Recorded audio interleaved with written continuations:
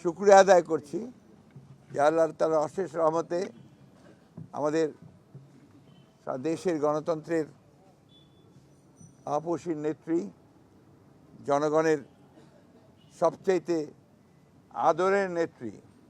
যিনি স্বাধীনতা, সার্বভৌমত্ব, গণতন্ত্রের প্রশ্নে আপসীন, তিনি তার চিকিৎসার জন্যে আগামী 7 তারিখে তিনি সম্ভবত রাতে তিনি লন্ডনের উদ্দেশ্যে যাত্রা করবেন তার চিকিৎসার জন্যে। সেই কারণেই আমরা জাতীয় স্থায়ী কমিটির সকল সদস্য আমরা আজকে এসেছিলাম তাকে বিদায় শুভেচ্ছা জানাতে, এবং সেই সঙ্গে আমরা তার সঙ্গে আলাপ করেছি এবং কথা বলেছি, এবং পরম করুণাময় আল্লাহ তাআলার কাছে এই দোয়া চেয়েছি আমরা যে আল্লাহ তাআলা তাকে যেন সম্পূর্ণ সুস্থ করে আবার আমাদের মাঝে, দেশের মানুষের মাঝে ফিরে নিয়ে আসেন, এবং আমাদের যে গণতন্ত্রের জন্য যে আমাদের সংগ্রাম চলছে